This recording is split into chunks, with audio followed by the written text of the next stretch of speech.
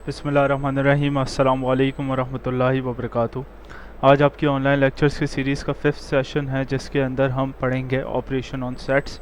Operation on sets में last class के हवाले से हमने डिस्कस किया था difference of sets and complement. हमने मज़ीद 2 टाइप्स के ऑपरेशंस डिस्कस किए थे थर्ड लेक्चर में, जिसके वीडियो आप लोगों के पास मौजूद है।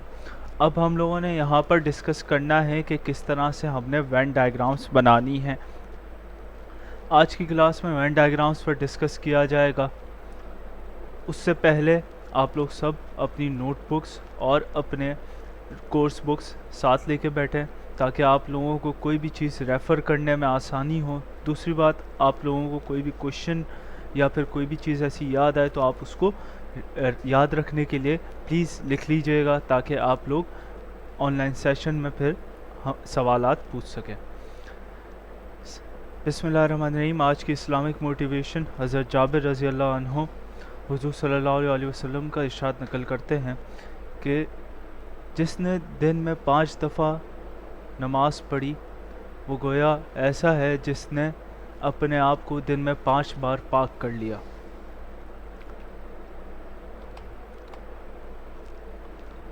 आज के लर्निंग आउटकम्स जो डिस्कस किए जाएंगे वो ये हैं: to use Venn diagrams to define union, intersection, difference of two sets and complement. ये 4 वो ऐसे लर्निंग आउटकम्स हैं जो इंशाल्लाह आज की क्लास में डिस्कस किए जाएंगे। मे बी पॉसिबल यहाँ पर यूनियन और इंटरसेक्शन हम मज़ीद डिटेल में पढ़ें, और इन दी एंड अब difference of two sets and complement next class के लिए रखें। नेक्स्ट स्लाइड की तरफ चलते हैं। याद रखिएगा, a set is a collection of well defined and distinct objects. क्या मतलब है इस बात का, हम पहले भी डिस्कस कर चुके हैं कि सेट हमेशा एक कलेक्शन होगा वेल डिफाइंड और डिस्टिंक्ट ऑब्जेक्ट्स का। आपस में जो भी एलिमेंट्स होंगे वो डिस्टिंक्ट होंगे और वेल डिफाइंड होंगे, यानी उनकी कोई प्रॉपर डेफिनेशन ज़रूर होगी। ऐसी चीज़ जो नहीं होगी, जो दुनिया में एग्जिस्ट नहीं करती, जो मिथिकल हो, वो हम लोग सेट्स में नहीं बनाते। Next slide, what is a Venn diagram. अब सबसे पहले तो समझ लें इसको, वेन डायग्राम क्या चीज़ है। वेन डायग्राम एक पिक्टोरियल रिप्रेजेंटेशन है अबाउट सेट्स। यहाँ पर लिखा हुआ है, a pictorial representation of sets as circles inside a rectangle is known as Venn diagram. जब भी हम पिक्टोरियल रिप्रेजेंटेशन की बात करते हैं वेन डायग्राम्स की, तो हमें सबसे पहले 2 सर्कल्स याद आते हैं जो हमने 2 सेट्स से बनाने पड़ते हैं। अब वो 2 सेट्स हमें गिवन होंगे, जिसकी मदद से हम इन 2 सर्कल्स को कंस्ट्रक्ट करेंगे।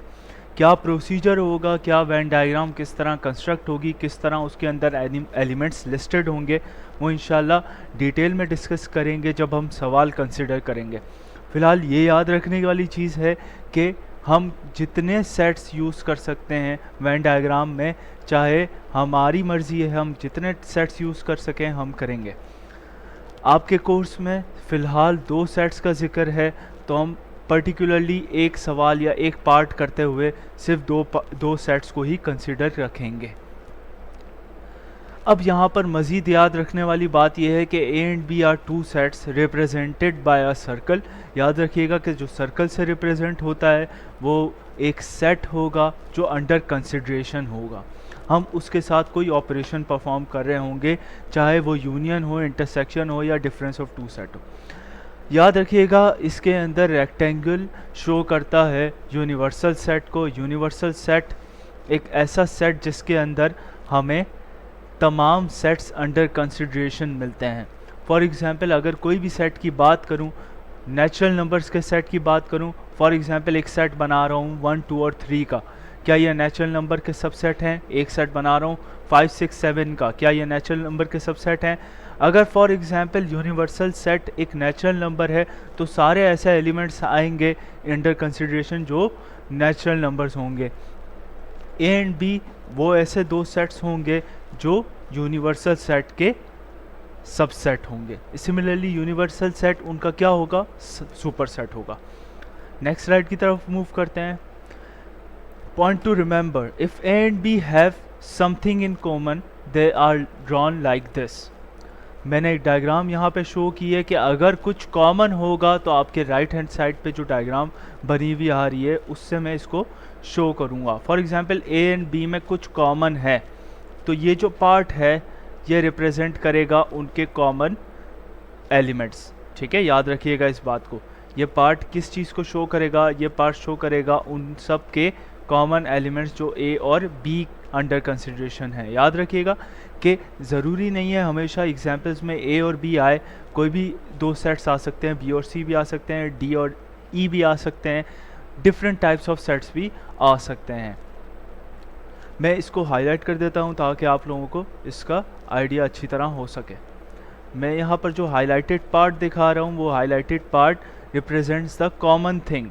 और जब मैं कहता हूँ कॉमन थिंग तो आप लोगों को एक चीज़ याद आ जानी चाहिए कि सेट्स में हम किस ऑपरेशन को कॉमन कहते थे? इंटरसेक्शन के सेक्शन को। ठीक है, तो अब यहाँ पर इंटरसेक्शन जो होगा वो किससे रिप्रेजेंट होगा? इस येलो पार्ट से रिप्रेजेंट होगा, ये बात याद रखिएगा।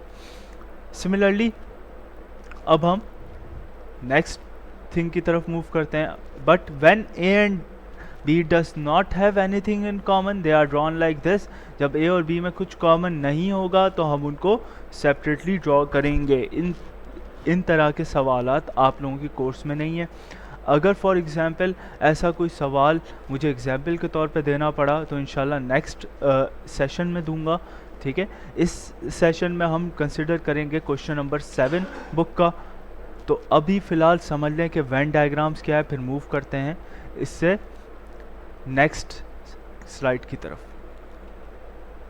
पॉइंट टू पॉन्डर, जी पॉइंट टू पॉन्डर रह गया इसमें। The sets that have nothing in common are called disjoint set. तो यहाँ पर जो दो सेट्स बने हुए आ रहे हैं ए और बी, उनको हम क्या कह सकते हैं?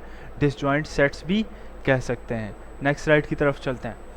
How intersection is represented in Venn diagram. Intersection is represented by the common part in the diagram. अभी हमने डिस्कस किया कि इंटरसेक्शन किस चीज़ से रिप्रेजेंट होगा? कॉमन पार्ट से रिप्रेजेंट होगा। देखें, अभी आप लोगों ने सिर्फ समझने की हद तक चीज़ें रखनी हैं। अगर जब सॉल्व करेंगे ऑब्वियसली अभी आप लोगों के काफ़ी इश्यूज आ रहे होंगे इस हवाले से कि किस तरह हम सेट बनाएंगे, किस तरह डायग्राम बनाएंगे। तो अभी फ़िलहाल सिर्फ चीज़ें जहन में बिठाएं, हम इसको ज़रूर डिस्कस करेंगे कि क्वेश्चन किस तरह सॉल्व किया जाएगा। A intersection B is represented by the coloured part in the diagram. जी डायग्राम आपके सामने आ रही है। मैंने इसमें जो हाईलाइटेड पार्ट दिखाया है वो कौन सा पार्ट है? जो दोनों में कॉमन है। याद रखिएगा ये दोनों सेट्स कौन से हैं? एक सर्कुलर सेट जो है वो ए का है और दूसरा सर्कुलर सेट बी का है। ये पूरा सर्कल किस चीज़ का है? ए का है, और ये पूरा सर्कल बी का है। याद रखिएगा कि ये जो पार्ट है, ये पार्ट, ये ए का पार्ट है और ये बी का पार्ट है। यानी ये जो कॉमन पार्ट है ये ए में भी आ रहा है, सिमिलरली ये बी में भी आ रहा है। ठीक है, तो कॉमन पार्ट को हम क्या कहेंगे? इंटरसेक्शन कहेंगे। ठीक है, अब उसको किस तरह सॉल्व करेंगे उसको देख लेते हैं। Let's consider an example not in book. मैंने अपनी तरफ से एक क्वेश्चन दिया है आप लोगों को, इसमें आपको सिंपल सॉल्व किया हुआ है, इस वजह से मैंने क्वेश्चन दिया है। आप लोगों को काफ़ी आसानी होगी इसको समझने में। गौर से देखिएगा, यहाँ पर ए इंटरसेक्शन बी। देखें, जब आप पिछले सवाल जितने भी सॉल्व करके आ चुके होंगे तो अब आप लोगों को first step, second step, third step करने की ज़रूरत नहीं है। आप डायरेक्ट आंसर लिख के भी स्टार्ट कर सकते हैं। अभी यहाँ पर हमारा मेन कंसर्न वेन डायग्राम बनाना है, तो मैं पार्ट की सॉल्यूशन की तरफ नहीं जा रहा, मैं डायरेक्ट आप लोगों को इसका आंसर बताकर डायरेक्ट वेन डायग्राम्स की तरफ लेके जा रहा हूँ। अब देखते हैं इसकी वेन डायग्राम्स। वेन डायग्राम में दो सेट ए और बी। अब सबसे पहले तो इधर देखने वाली चीज़ क्या है कि कॉमन दोनों में क्या है? 2 और 4। ठीक है, जिसको मैं कहाँ लिखूँगा? हमेशा उन दोनों के कॉमन पार्ट में लिखूँगा। जो उन दोनों का कॉमन पार्ट होगा वो हमेशा कहाँ आएगा? एक के राइट में आएगा, दूसरे के लेफ्ट में आएगा। ठीक है, अब इन दोनों का जो कॉमन पार्ट है, हमें अगर ए इंटरसेक्शन बी निकालना है तो हम किसको सर्कल करेंगे या यहाँ पर किसको हाईलाइट करेंगे? हम हाईलाइट करेंगे इनके दोनों के कॉमन पार्ट को। ठीक है, देन यहाँ पर दो एलिमेंट्स कौन से कॉमन है? 2 और 4। ठीक है, हमने 2 और 4 लिस्ट कर दिए कहाँ पर, उन दोनों के सेंटर के ऊपर। अब देखने वाली बात यहाँ पर यह है कि कौन से वो ऐसे एलिमेंट्स हैं जो ए में रह जाते हैं 2 और 4 के बाद। अब गौर से इधर देखें, 1, 3 और 5 वो एलिमेंट्स हैं जो यहाँ पर रह जाते हैं। तो अब उनको कहाँ लिखा जाएगा, जाहिर सी बात है वो कॉमन पार्ट तो नहीं है, वो कॉमन एलिमेंट्स तो नहीं है ए और बी के दरमियान। तो अब हम उनको लिस्ट करेंगे to the left part of A, जहाँ पर हमने कलर्ड रीजन नहीं रखा हुआ, ये बात याद रखिएगा। सिमिलरली जो एलिमेंट्स बी के सेंटर में आने से रह गए वो कहाँ लिखे जाएंगे, वो बी के रिमेनिंग एरिया में लिखे जाएंगे, ठीक है, क्योंकि वो कॉमन पार्ट नहीं है, ये बात याद रखिएगा। अब यहाँ पर गौर से देखें, बी में कौन से एलिमेंट्स आ रहे हैं, 2, 4, 6 और 8। सिमिलरली ए में कौन से एलिमेंट्स आ रहे हैं, 1, 3, 5, 2 और 4। इसका मतलब ये है कि सारे एलिमेंट्स तो आ रहे हैं, ठीक है, सारे एलिमेंट्स सब सेट्स में मौजूद हैं, बस रिप्रेजेंटेशन का तरीका क्या है, डिफरेंट है। बस ये बात यहाँ पर समझने वाली है। The coloured part represent A intersection B, हमने ये डिक्लेयर कर दिया कि कलर्ड पार्ट किस चीज़ को रिप्रेजेंट कर रहा है, ए इंटरसेक्शन बी को रिप्रेजेंट कर रहा है। Now move towards the next slide. Let's consider a part of question number 7 in exercise 1. exercise 1 will be available on page 18. अगर वहाँ से आपको क्वेश्चन देखना है तो आप प्लीज़ वहाँ से रेफ़र करें। मैंने यहाँ पर भी लिख दिया है, आप अगर यहाँ से देखना चाहें तो यहाँ से देख लें। If u is equal to 0, 1, 2, 3, 9, a is equal to 2, 4, 0, 2, 4, 6, 8, ये सारे सेट्स लिस्टेड हैं। अब कह रहे हैं मैंने एक पार्ट अपनी तरफ से ऐड किया है, 11th पार्ट, क्योंकि बुक में सिर्फ 10 पार्ट हैं और इंटरसेक्शन का कोई सवाल नहीं है। मैंने अपनी तरफ से ये पार्ट ऐड किया, याद रखिएगा आप अपने पास भी ये पार्ट ऐड रख लें। अब क्वेश्चन नंबर 7 में एक और चीज़ है जो आप लोगों को देखनी है। क्या है वो चीज़, ऑल्सो ड्रॉ वेन डायग्राम। अपनी बुक में ये भी ऐड कर लें कि उसके अंदर कोई सवाल ऐसा मौजूद नहीं है जो वेन डायग्राम से रिलेटेड हो। एक्सरसाइज 1 के अंदर आप लोगों को चाहिए कि ये दो चीज़ें अपनी बुक में ऐड कर लें। सबसे पहली चीज़ पार्ट 11 बी इंटरसेक्शन सी, दूसरी चीज़ ऑल्सो ड्रॉ वेन डायग्राम्स, ठीक है। चलें बात करते हैं बी इंटरसेक्शन सी क्या होगा। मैंने दोनों सेट्स को लिस्ट कर दिया, बी को भी और सी को भी। अब गौर से देखें इनका इंटरसेक्शन क्या आएगा। मैंने यहाँ पर अब हाईलाइट नहीं किया क्योंकि यहाँ पर अब काफ़ी क्लियर है इंटरसेक्शन में कौन से एलिमेंट्स आते हैं, कॉमन एलिमेंट्स। तो आंसर क्या आएगा इसका, 1, 3 आ जाएगा। याद रखिएगा काउंटडाउन 7 के अंदर कोई ऐसा सवाल नहीं है जो वेन डायग्राम से रिलेटेड हो, इसलिए मैंने आप लोगों को ये लाइन ऐड करवाई है अपनी बुक्स के अंदर और ये पार्ट भी ऐड करवाया है ताकि आप लोग इंटरसेक्शन के सवालात सॉल्व कर सकें। अब चलते हैं स्टेप्स फॉर वेन डायग्राम्स। क्या स्टेप्स होंगे वेन डायग्राम को सॉल्व करने के लिए, गौर से देखिएगा। सबसे पहले तो मैंने आंसर देख लिया, मेरा आंसर ये है B intersection C 1, 3। Steps for making Venn diagram, write common elements in between, that is 1, 3। जो कॉमन एलिमेंट्स हैं उनको बीच में लिख दिया जाए। Write remaining elements in respective sets, जो रिमेनिंग एलिमेंट्स हैं उनको रिमेनिंग जगह पे लिख दिया जाए। Write the elements of universal set in the rectangular region as shown. अब ये जो नई चीज़ है इसको समझ लें। पिक्चर आप लोगों के सामने है, इसको गौर से देखिएगा ताकि आप लोगों को कोई इसमें शक ना हो, कोई शुबा ना हो। अब देखें कॉमन एलिमेंट्स, पहला स्टेप वापस रिपीट कर रहा हूँ। 1, 3 को मैंने कहाँ लिखा, in the centre in the common region between both the sets. 5, 7, 9 चूँकि बी में आ रहा है तो मैंने उसको बी के सेट में लिख दिया।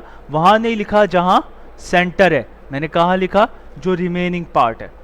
सी के एलिमेंट्स जो रिमेनिंग थे वो कहाँ लिखे, 2, 8 कहाँ लिखे, वो मैंने राइट साइड पे लिखे क्योंकि वो सिर्फ सी में आ रहे हैं, बी में नहीं आ रहे। अब अगर यूनिवर्सल सेट आपको याद हो, यूनिवर्सल सेट क्या था लास्ट, देखें इसको गौर से, यूनिवर्सल सेट को क्या था यूनिवर्सल सेट, 0, 1, 2, 3, 4, 5, 6, 7, 8, 9, ठीक है। जब ये एलिमेंट्स और ये एलिमेंट्स निकल गए, अब कौन से एलिमेंट्स बच जाते हैं, अब देखिए कौन से एलिमेंट्स बच गए, 0, 4 और 6।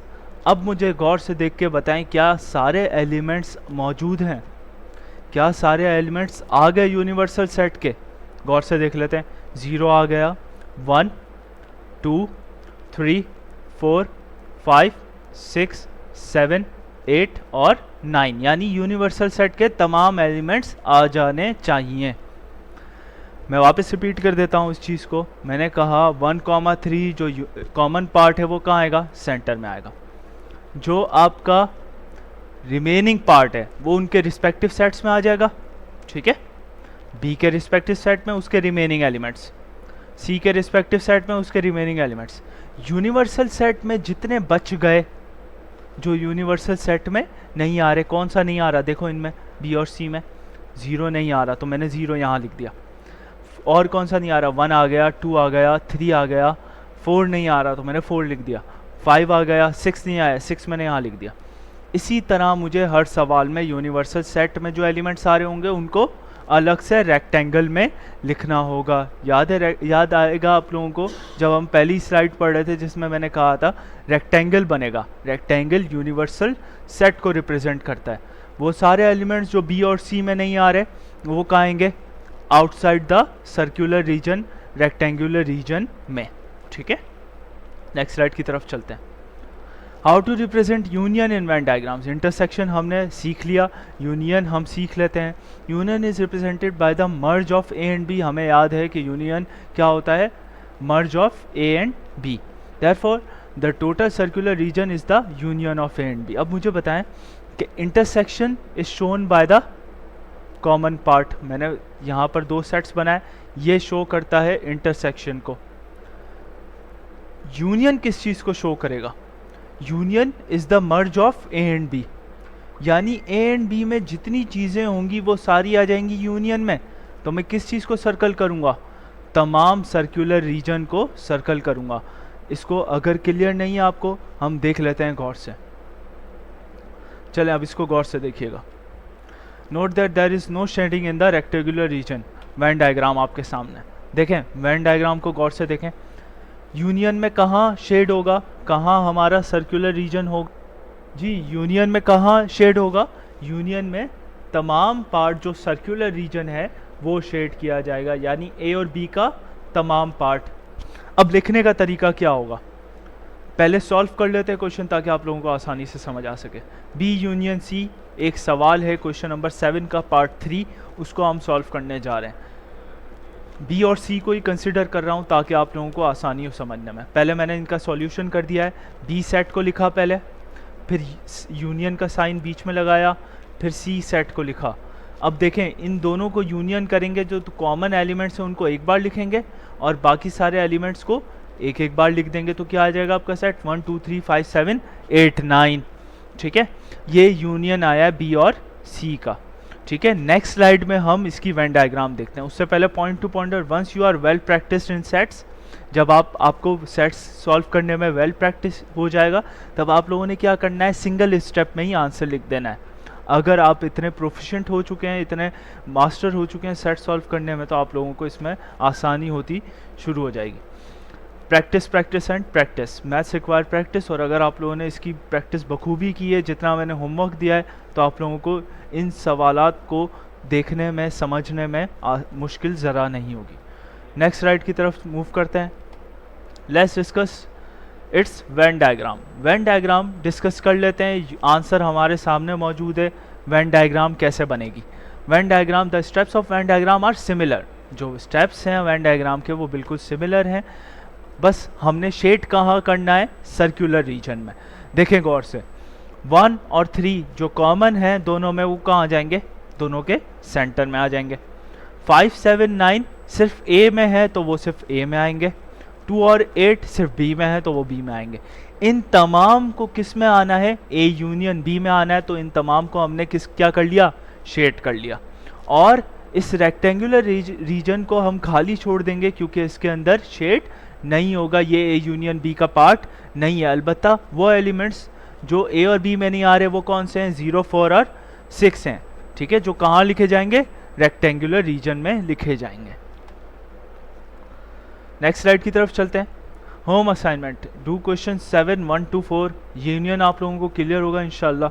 1 to 4 आप लोगों ने सॉल्व कर लेना है अपनी कॉपीज़ में, do question number 2 in your copies. अब आप लोगों को क्वेश्चन नंबर 2 भी आ जाएगा, तो प्लीज़ क्वेश्चन नंबर 2 भी सॉल्व कर लीजिएगा। इन दी एंड आप लोग अपना ख्याल रखिएगा और इंशाल्लाह नेक्स्ट सेशन में आपसे मुलाकात होती है।